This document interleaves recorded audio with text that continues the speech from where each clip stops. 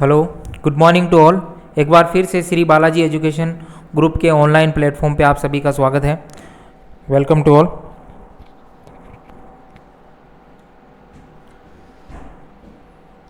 तो आप सभी का स्वागत है Shri Balaji nursing and computer institute of Maulasar के अंदर। आप यहां से एएनएम, जीएनएम, डी फार्मा और एमबीबीएस कर सकते हैं। राजेंद्र जी रेवाड़ से आप कांटेक्ट कर सकते हैं, उनके नंबर यहां पे लिखे हुए हैं।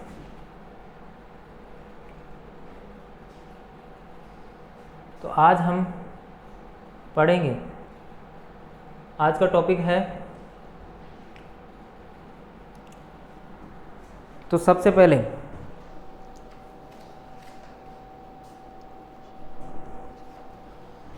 अगर आपको 1% भी मौका मिलता है तो पूरी जान लगा दो उसको पाने के लिए। कुछ भी सक्सेस पाने के लिए अगर आपको 1% भी मौका मिलता है तो उसके लिए आपको जान लगा देनी चाहिए।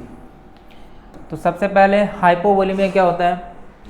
फ्लूइड का अगर लॉस हो जाए बॉडी के अंदर, अगर फ्लूइड का लॉस हो जाए तो वो हाइपोवोलेमिया कहलाता है। तो फ्लूइड वॉल्यूम डेफिशिएंट, अगर फ्लूइड की बॉडी के अंदर कमी हो जाए तो वो क्या कहलाता है? हाइपोवोलेमिया कहलाता है। जैसे नॉर्मली अगर बॉडी वेट, अगर कोई व्यक्ति बॉडी वेट कितना है, किसी व्यक्ति का बॉडी वेट है 70 kg के करीब लगभग है, तो उसके अंदर 60% के लगभग वाटर जो है, उसके अंदर 60% क्या रहता है? वाटर रहता है।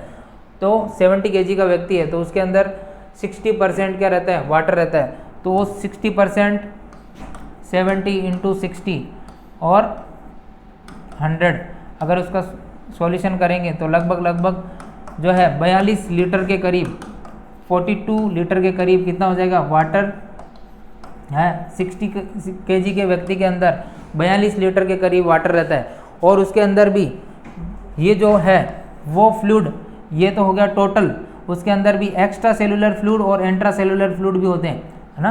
तो जो है इंट्रा सेलुलर फ्लूइड और एक्स्ट्रा सेलुलर फ्लूइड,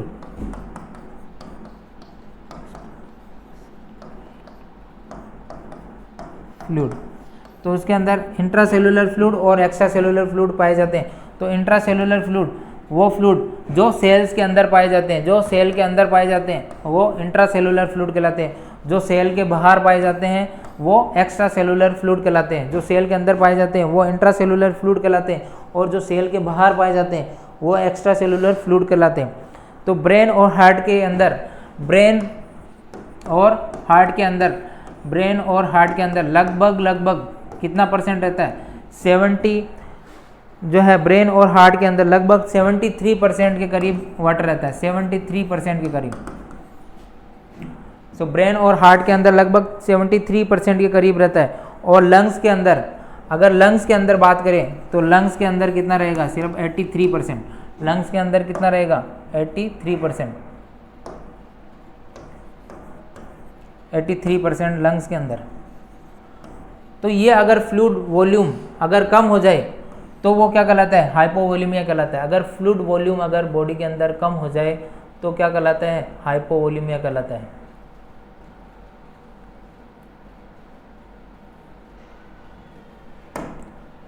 तो उसे फ्लूइड वॉल्यूम डेफिशिएंट भी बोल सकते हैं, FVD मतलब फ्लूइड वॉल्यूम डेफिशिएंट। दो hypovolemia is condition when the fluid output become more than fluid intake. Fluid output क्या हो? वो ज़्यादा निकल जाए, और इनटेक क्या हो जाए? इनटेक से मोर देन फ्लूइड इनटेक।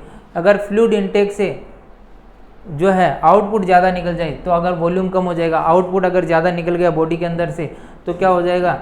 आउटपुट ज़्यादा निकल गया तो हाइपोवोलेमिया की कंडीशन देखने को मिलेगी। तो hypovolemia is condition when the fluid output become more than fluid intake. Fluid intake से क्या हो जाए? ज़्यादा हो जाए, तो वो वाली कंडीशन क्या कहलाती है? हाइपोवोलेमिया कहलाती है।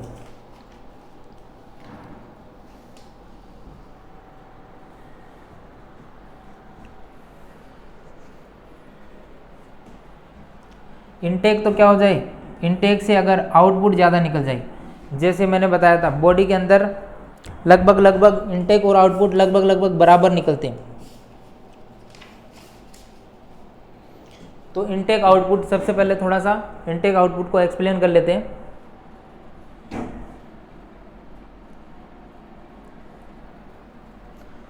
तो इनटेक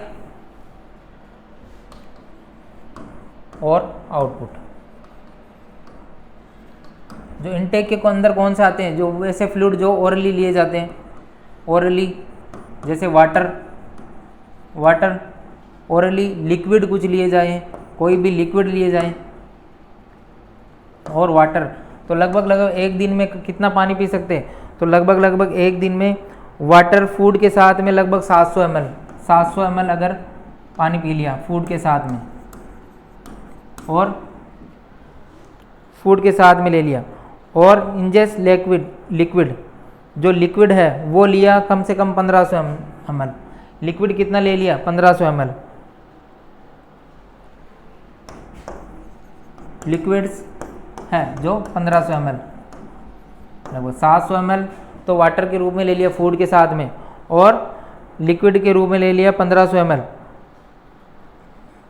और कैटाबोलिज्म जो वाटर होता है उसके साथ में form of catabolism water 200 ml के लगभग ले लिया, तो लगभग टोटल कितना हो गया, ये टोटल हो गया लगभग 2400 ml के करीब टोटल हो गया, टोटल जो हो गया वो 2400 ml हो गया, 2400 ml हो गया। तो अब है आउटपुट, ये तो हो गया इनटेक, आपने जो इनटेक लिया कैसे, फूड के साथ में लिया, और उसके बाद में लिक्विड के रूप में लिया, और जो है वाटर फॉर्म ऑफ कैटाबोलिज्म के साथ में लिया 200 ml, ये तो हो गया। अब है आउटपुट अगर लंग्स से निकला तो लंग्स से लगभग आउटपुट कितना लगता है, वाटर इन एक्सपायर्ड एयर, जो अपने बॉडी से जो एयर निकलती है उसके अंदर जो लंग्स के थ्रू जो निकलता है एयर, उसके द्वारा कितनी निकल जाती है, उसके द्वारा लगभग कितनी हो जाती है, 350 के करीब हो जाती है, तो 350 ml बॉडी से निकल जाता है, 350 ml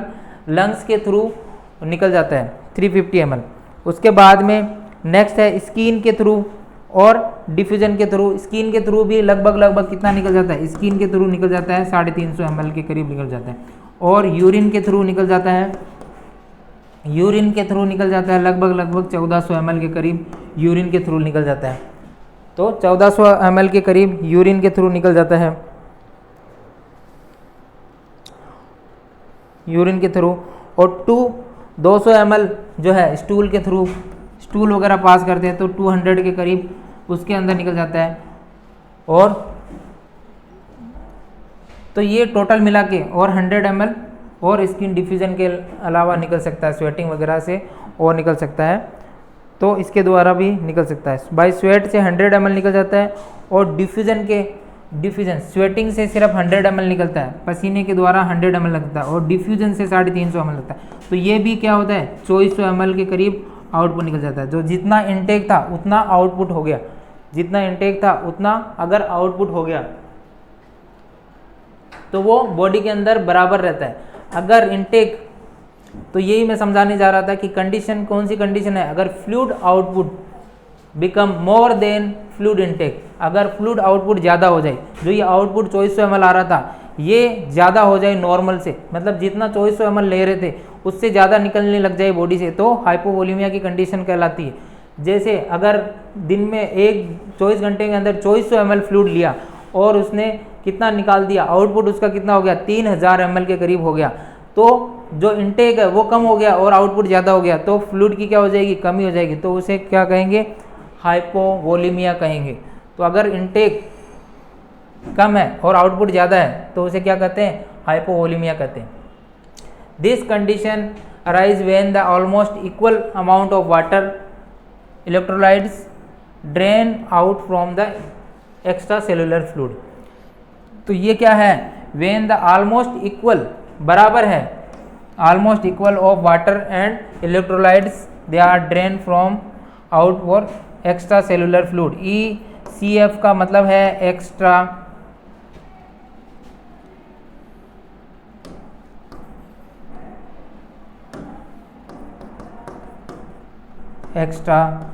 cellular fluid. These fluid are excreted from mainly the GIT, gastrointestinal tract से निकलता है, या इन पोलीयूरिया एंड ड्यू, ये किसके कारण से होता है? The fluid are excreted out from mainly the GIT gastrointestinal tract in polyuria due to of increase precipitation, या पसीने की वजह से हो सकता है, या यूरिन ज़्यादा हो गया बॉडी से, अगर यूरिन ज़्यादा मात्रा में निकला है, यूरिन अगर ज़्यादा मात्रा में हो रहा है तो हाइपोवोलीमिया हो सकता है, या स्वेटिंग ज़्यादा हो गई, यहाँ स्वेटिंग इंक्रीज स्वेटिंग हो गई यानी पसीना ज़्यादा हो गया तो उसकी वजह से भी क्या हो सकता है? हाइपोवोलीमिया हो सकता है। और GIT से अगर ज़्यादा फ्लूइड का लॉस हो गया तो भी क्या हो सकता है? हाइपोवोलीमिया हो सकता है। तो 3 कंडीशन हो सकती है, क्या हो सकती है? GIT से लॉस हो गया, यूरिन से अगर लॉस हो गया, और पसीने से अगर लॉस हो गया फ्लूइड का, तो ये कारण हो सकते हैं, उसके कारण हाइपोवोलीमिया कंडीशन हो सकती है। उसके बाद में इसका मेन कारण क्या है? कारण क्या है? तो कारण है the shortage of fluid intake caused by the defective thirst process lead to the hypovolemia. तो इसके कारण क्या होगा? शॉर्टेज ऑफ फ्लूइड इनटेक, अगर फ्लूइड इनटेक कम लिया गया हो, फ्लूइड इनटेक क्या हो गया? कम हो, तो उसके कारण क्या होगा? हाइपोवोलीमिया की कंडीशन हो सकती है। उसके बाद में डायफोरेसिस यानी ज़्यादा पसीना आ रहा है तो उसके कारण हो सकता है। उसके बाद में गैस्ट्रोइंटेस्टाइनल सक्शन, अगर किसी पेशेंट का सक्शन किया गया, स्टोमक में एनजी ट्यूब डाल के अगर उस किसी पेशेंट का सेक्शन किया गया तो फ्लूइड का जो वॉल्यूम है वो कम हो जाएगा, तो वो एक रीज़न हो सकता है। अगर किसी के इंजरी हो गई तो ब्लड का लॉस हो गया तो उसके कारण हो सकता है। अगर इंजरी हो गई, चोट लग गई और उसके कारण ब्लड का लॉस हो गया तो उसके कारण भी फ्लूइड का लॉस हो जाएगा, और फ्लूइड का लॉस हो जाएगा तो वो कंडीशन भी हाइपोवोलीमिया कहलाएगी। उसके बाद में बर्न, अगर कोई पेशेंट जल गया है, जलने के कारण भी क्या हो सकता है? जलने के कारण भी ये कंडीशन हो सकती है। And reduce anti diuretic hormone, anti diuretic hormone lead to excessive fluid deficient, जो एंटी डायरेटिक हार्मोन है अगर वो कम हो गए हैं तो उसके कारण भी क्या हो सकता है? उसके कारण भी हाइपोवोलीमिया हो सकता है, एक्सेसिव फ्लूइड डेफिशिएंट। और उसके कारण क्या हो गया? फ्लूइड जो वॉल्यूम है वो ज़्यादा लॉस हो जाएगा, तो वो भी एक कारण हो सकता है। उसके बाद में है next, stimulant cause of sodium retention by increasing the angiotensin aldosterone response, इसके कारण भी हो सकता है। तो इसके कारण अगर स्टिमुलेशन हो गया सोडियम रिटेंशन का तो इसके कारण क्या हो जाएगा? Increase renin angiotensin aldosterone response increase हो जाएगा, वो भी एक कारण हो सकता है। उसके अंदर सिम्टम क्या देखने को मिलेंगे, लक्षण क्या क्या देखने को मिलेंगे, तो उसके अंदर क्या हो जाएगा? अगर फ्लूइड कम लॉस हो गया तो एक्यूट वेट लॉस, अगर बॉडी से फ्लूइड कम हो गया, पानी कम हो गया तो वेट का लॉस हो जाएगा, तो क्या हो जाएगा? वजन क्या हो जाएगा? कम हो जाएगा, वजन क्या हो जाएगा? कम हो जाएगा, ये भी एक रीज़न है। उसके बाद में ड्राई म्यूकस मेम्ब्रेन, अगर फ्लूइड कम होगा, बॉडी के अंदर पानी कम हो जाएगा तो जो म्यूकस मेम्ब्रेन है वो क्या हो जाएगी? ड्राई हो जाएगी, सूख जाएगी, तो वो एक रीज़न हो जाएगा। उसके बाद में स्क्रैची स्किन, स्किन क्या हो जाएगी? स्क्रैची हो जाएगी, रफ हो जाएगी, ड्राई हो जाएगी, टंग भी क्या हो जाएगी? ड्राई हो गई, ये कुछ सिम्टम्स देखने को मिलेंगे। उसके बाद में जो चेंज बिहेवियर में जो चेंजेस है वो देखने को मिल सकता है, उसका जो बिहेवियर है वो उसका डिस्टर्ब हो सकता है, ये कुछ चेंजेस देखने को मिल सकते हैं। एजिटेशन देखने को मिल सकता है, पेशेंट में रेस्टलेसनेस हो सकती है, बेचैनी हो सकती है, फेंटनेस हो सकता है, और flat neck when in supine posture, supine position में अगर पेशेंट को रखेंगे, सीधा लेटाएंगे तो उसकी जो वेन है, जो नेक की वेन है वो क्या लगेगी? फ्लैट फील होगी, एकदम फ्लैट दिखाई देगी, महसूस होगी। उसके बाद में वीक थ्रेडी पल्स, और पल्स कैसी हो जाएगी? अगर फ्लूइड ही बॉडी के अंदर कम हो गया है तो वीक पल्स जो महसूस होगी, पल्स जो बाउंडेड पल्स फील होती है अपन को, जो फील होती है वो पल्स कैसी होगी? एकदम वीक महसूस होगी। उसके बाद में ऑर्थोस्टैटिक हाइपोटेंशन हो जाएगा, बीपी क्या हो जाएगी? बीपी कम हो जाएगी, कम हो जाएगी इसके अंदर। स्लो फीलिंग पेरिफेरल वेन्स, और जो पेरिफेरल वेन है उनमें स्लो फीलिंग्स होगी, ये कुछ सिम्टम्स नजर आएंगे।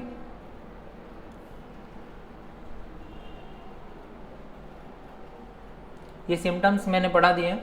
उसके बाद में नेक्स्ट है मेडिकल मैनेजमेंट। मेडिकल मैनेजमेंट क्या करोगे? A moderate condition of fluid volume definition take two day develop, ये मॉडरेट कंडीशन है। वाइल अगर सीवियर कंडीशन हो गई, अगर किसी पेशेंट के अंदर सीवियर कंडीशन है, can be occur overs lead to circulatory collapse और हाइपोवोलेमिक शॉक, अगर किसी पेशेंट के अंदर ये कंडीशन सीवियर हो जाती है, बहुत ज़्यादा डेंजर हो सकती है। सीवियर कंडीशन में क्या होता है, हाइपोवोलेमिक शॉक हो जाता है पेशेंट को क्या हो जाएगा, हाइपोवोलेमिक शॉक हो जाएगा, फ्लूइड कम हो जाएगा, जिसके कारण क्या हो जाएगा, पेशेंट को हाइपोवोलेमिक शॉक हो सकता है।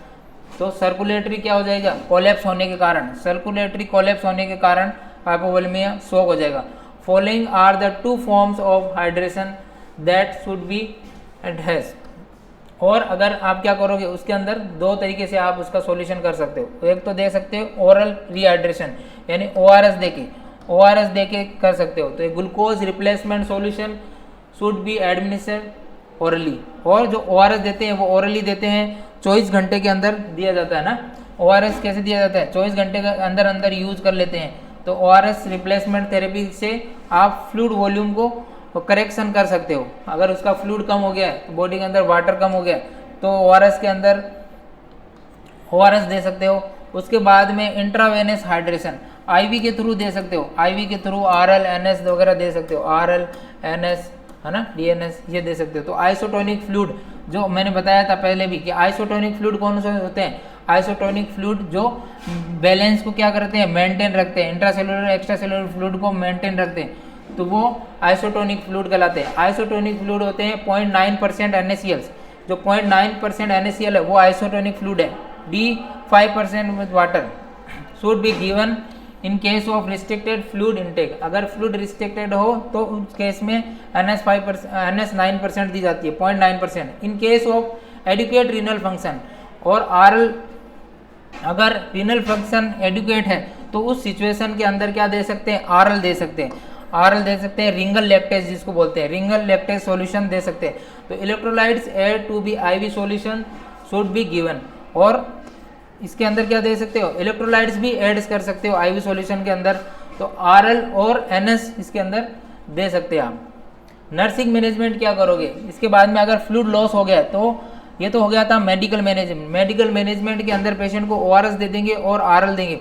अगर नर्सिंग मैनेजमेंट पूछे तो नर्सिंग मैनेजमेंट के अंदर she should be encourage the patient to drink the required quantity of fluid. जितनी क्वालिटी के अंदर फ्लूइड देना है उसको, जितनी ज़रूरत है, रिक्वायर्ड है, उसके अकॉर्डिंग उसको क्या करेंगे, फ्लूइड देंगे। उसके बाद में she should help the patient in feeding if she is not able to eat. अगर वो खाने के लिए एबल नहीं है, वो अगर फूड वगैरह खाना खा नहीं सकता, तो उसे क्या करेंगे, फीडिंग के थ्रू दे सकते हैं। फीडिंग के थ्रू जैसे एनजी ट्यूब डाल के दे सकते हैं, नेजोगेस्ट्रियल ट्यूब डाल के उसे IV फ्लूइड वगैरह दे सकते हैं। Should also motivate the family to help feeding. और फैमिली के, इसके फैमिली मेम्बर्स जो हैं, जो घर में परिवार वाले हैं, उनको मोटिवेट करना चाहिए उस ING ट्यूब से उसको फीडिंग देने के लिए। क्योंकि अगर फ्लूइड वॉल्यूम को करेक्शन करना है तो उसके लिए फैमिली वालों को मोटिवेट करना चाहिए। उसके बाद में है if oral fluid are allow to the patient she should be provide the desirable fluid. अगर ओरल फ्लूइड अलाउ है, पेशेंट को ओरली लेना अलाउ है, तो उसे जो पसंद है उसके डिजायरेबल के अकॉर्डिंग प्रोवाइड करने चाहिए, उसे फ्लूइड वो दे सकते हैं। उसके कारण भी क्या है, फ्लूइड वॉल्यूम डेफिशिएंट को करेक्ट किया जा सकता है। See consider the importance of oral hygiene. Oral hygiene क्या करनी है, उसकी जो माउथ की जो क्लीनिंग है, हाइजीन है, वो मेंटेन रखनी है, जिसके कारण क्या है, ओरल इंटेक को बढ़ाया जा सके। She should be cover patient with high sheet given. और पेशेंट को क्या करना चाहिए, कवर करके रखना चाहिए, अगर ज़्यादा स्वेटिंग वगैरह ना हो, इसके लिए light sheet given. She should be cover patient with the light sheet to be given comfortable surroundings. ठीक है, तो उसे लाइट सीट उसे देनी चाहिए। She should be arrange everyday activity. उसकी एवरीडे की एक्टिविटी है वो क्या करनी चाहिए, अरेंज करनी चाहिए।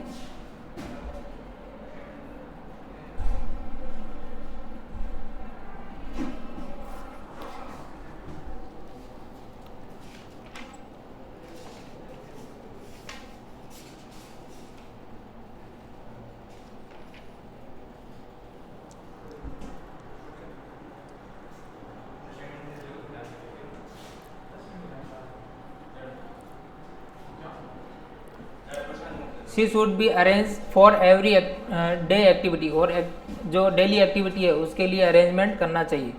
ये तो हो गया था हाइपोवोलीमिया। अब है हाइपरवोलीमिया।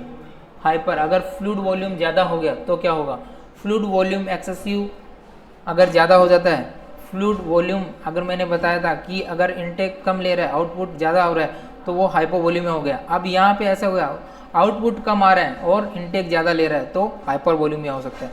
तो वो कंडीशन क्या कहलाती है, तो वो हाइपरवोलीमिया कहलाती है। तो फ्लूइड वॉल्यूम एक्सेसिव, इसके अंदर क्या हो जाता है, फ्लूइड का वॉल्यूम है वो बढ़ जाता है, ज़्यादा हो जाता है।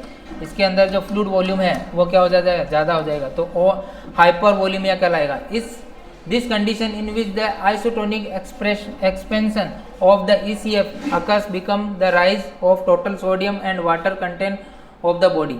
इसके अंदर क्या होगा कि जो है फ्लूइड का जो वॉल्यूम है वो बढ़ जाएगा, फ्लूइड ज़्यादा हो जाएगा और आउटपुट क्या हो जाएगा, कम हो जाएगा। This condition arise when the regularly system for sodium water get the compromise the heart failure, kidney failure and liver failure. ये इस क्या हो सकता है, इसके अंदर के कौन सी सिचुएशन हो सकती है, पेशेंट को हार्ट फेलियर हो सकता है और किडनी फेलियर जैसी सिचुएशन हो सकती है, लीवर फेलियर की कंडीशन आ सकती है, क्योंकि अगर बॉडी से फ्लूइड नहीं निकला तो उसके कारण क्या हो गया, फ्लूइड क्या हो जाएगा, बॉडी के अंदर बढ़ जाएगा, तो हाइपरवोलीमिया की कंडीशन देखने को मिलेगी, जिसके कारण क्या हो सकता है, किडनी फेल हो सकती है और हार्ट फेल हो सकता है और लीवर फेल भी हो सकता है। तो उसके कारण क्या हो सकते हैं, फ्लूइड वॉल्यूम बढ़ने के कारण क्या है, फ्लूइड तो मेन कारण है एक्सेसिव आईवी फ्लूइड। अगर ज़्यादा मात्रा में अगर आईवी फ्लूइड दे दिया किसी पेशेंट को तो क्या हो सकता है, फ्लूइड बॉडी के अंदर बढ़ सकता है। अगर आईवी फ्लूइड ज़्यादा दे दिया किसी पेशेंट को तो उसके कारण क्या हो सकता है, हाइपरवोलीमिया की कंडीशन हो सकती है।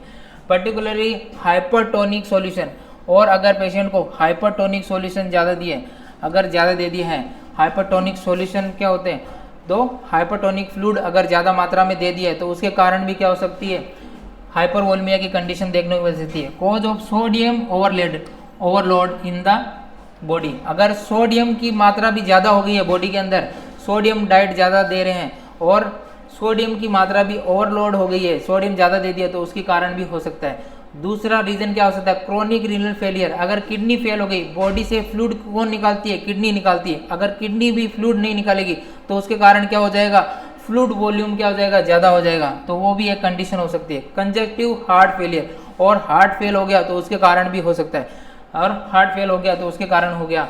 एक्सेसिव कॉर्टिकोस्टेरॉइड मेडिसिन, ज़्यादा मात्रा में अगर कॉर्टिकोस्टेरॉइड मेडिसिन ले रहे हैं तो उसकी वजह से हो सकता है। कॉर्टिकोस्टेरॉइड कौन सी मेडिसिन होती है, जैसे प्रेडिसोलोन, मेथाइल प्रेडिसोलोन वगैरह कुछ ड्रग्स है तो वो ले रहे हैं, उसके कारण भी हो सकता है। Syndrome of inappropriate secretion of anti diuretic hormone, ADH का मतलब है एंटी डायरेटिक हार्मोन है, तो इसके इनअप्रोप्रिएट सिक्रेशन के कारण भी हो सकता है। Alter sodium and water homeostatic imbalance, अगर सोडियम वाटर इम्बेलेंस हो गया तो उसके कारण भी हो सकता है। तो ये मेन रीज़न हो गए कि उसके कारण क्या हो सकता है, फ्लूइड का वॉल्यूम ज़्यादा हो सकता है। उसमें पेशेंट के सिम्टम क्या देखने को मिलेंगे, अगर फ्लूइड वॉल्यूम ज़्यादा हो गया तो उसके अंदर सिम्टम क्या क्या देखने को मिलेंगे, लक्षण क्या देखने को मिलेंगे। तो अगर बॉडी के अंदर फ्लूइड ज़्यादा हो गया तो सबसे मेन सिम्टम क्या है, वेट गेन होगा, वजन बढ़ जाएगा। जैसे ही फ्लूइड बढ़ेगा बॉडी के अंदर तो वजन क्या हो जाएगा, बढ़ जाएगा, उसके कारण वेट बढ़ जाएगा। पेरिफेरल एडिमा देखने को मिलेगा, पेशेंट को क्या हो जाएगी, एडिमा स्वेलिंग देखने को मिलेगी, पेरिफेरल एडिमा देखने को मिलेगा। उसके बाद में है ब्रेथलेसनेस देखने को मिलेगा पेशेंट में, और लंग्स के अंदर जो है रेल्स जैसे साउंड आएंगे, लंग्स में कैसे साउंड सुनाई देंगे, रेल साउंड सुनाई देंगे। बिहेवियरल एबनॉर्मलिटी देखने को मिलेगी, उसके बिहेवियर में एबनॉर्मलिटी देखने को मिलेगी, बिहेवियर चेंज देखने को मिलेगा। उसके बाद में पेशेंट डिसओरिएंटेड हो सकता है, फ्लूइड अगर बढ़ गया तो पेशेंट में क्या डिसओरिएंटेड जैसे सिम्टम देखने को मिलेंगे। लेथार्जी मतलब थकान देखने को मिल सकती है, फेंटनेस देखने को मिल सकता है, और डायलेटेड नेक वेन, जो ये वेन है वो डिस्टेंटेड दिख सकती है, डायलेटेड दिख सकती है, थोड़ी फूली हुई दिखाई देगी। जो नेक की जो वेन है, जुगुलर वेन वगैरह है वो फूली हुई दिखाई देगी, डायलेटेड दिखाई देगी। उसके बाद में है बाउंडिंग पल्स, और उसके अंदर बाउंडिंग पल्स जैसे सिम्टम आएंगे, और बीपी क्या हो जाएगी, बढ़ जाएगी, हाई ब्लड प्रेशर देखने को मिलेगा, हाइपरटेंशन देखने को मिलेगा।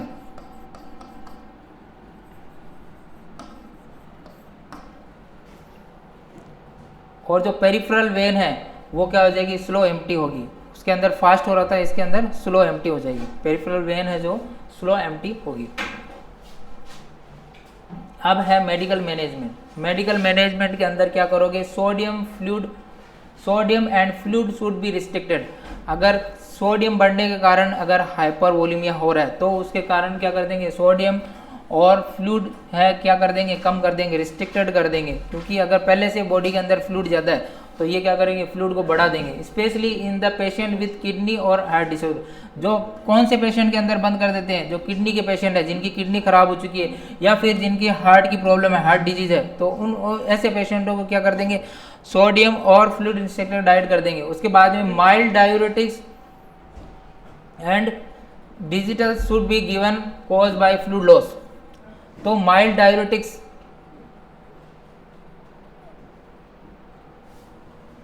फ्लूइड लॉस करने के लिए क्या होता है, डायूरेटिक्स वगैरह देंगे। डायूरेटिक्स क्या करेगी, जो फ्लूइड का लॉस करती है कि यूरिन के थ्रू, जो एक होती है लूप डायूरेटिक्स होती है, एक होती है ऑस्मोटिक डायूरेटिक्स होती है। तो ये कुछ ड्रग्स है जिसके कारण भी क्या होता है, फ्लूइड का लॉस होता है, तो उसका यूज कर सकते हैं। Urine output and promote the excretion of magnesium और पोटेशियम इन यूरिन। और इसमें क्या करेंगे, यूरिन आउटपुट का ध्यान रखेंगे और promote the excretion of magnesium और पोटेशियम और मैग्नीशियम को बॉडी से अगर निकलेगा तो उसके कारण भी क्या होता है, वॉल्यूम कम हो सकता है। नर्सिंग मैनेजमेंट में, नर्सिंग के अंदर क्या क्या ध्यान रखोगे, if required she should teach the patient, care giver and family members about the fluid restriction. उसके फैमिली मेंबर और किसको, केयर गिवर, जो केयर करने वाला पर्सन है, और उसके जो फैमिली पर्सन है उसको क्या करेंगे, फ्लूइड रिस्ट्रिक्शन के बारे में बताएंगे कि उससे ज़्यादा से ज़्यादा फ्लूइड रिस्ट्रिक्शन करना है। क्योंकि बॉडी के अंदर पहले से फ्लूइड ज़्यादा है तो उसे फ्लूइड ज़्यादा नहीं देना है, फ्लूइड ज़्यादा नहीं देना है। If required she should be teach patient with care giver and family member to fluid restriction.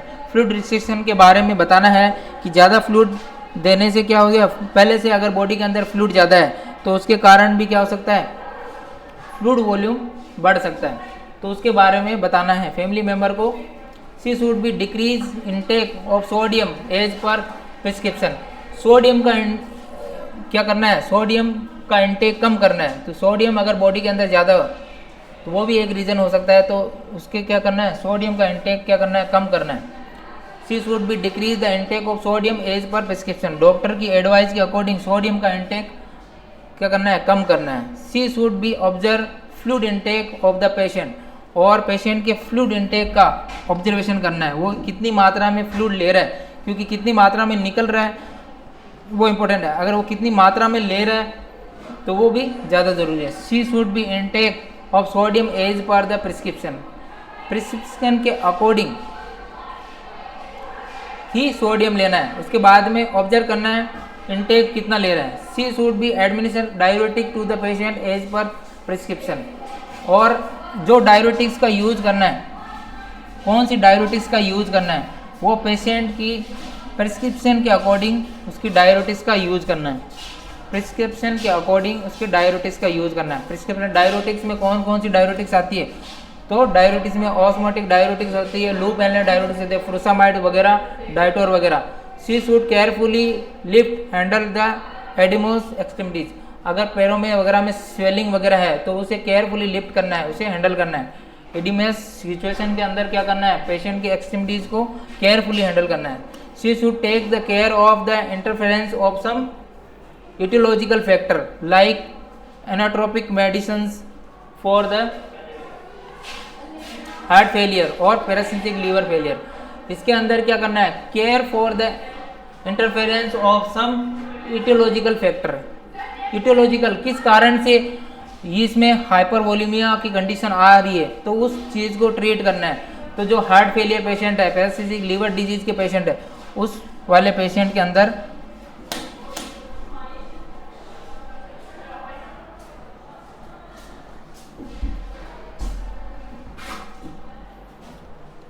तो उसके अंदर ये देखना है। उसके बाद में the excessive of fluid volume, its effect should be inform the nurse and patient and family member. अगर फ्लूइड वॉल्यूम ज़्यादा ले रहा है तो उसके क्या करना है, फैमिली मेंबर, नर्स या पेशेंट मेंबर को इन्फॉर्म करना है।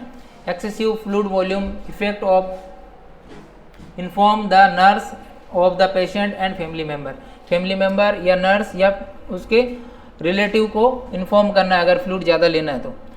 उसके बाद में है the logical and desire effect of the treatment process should be prescribe bye the nurse.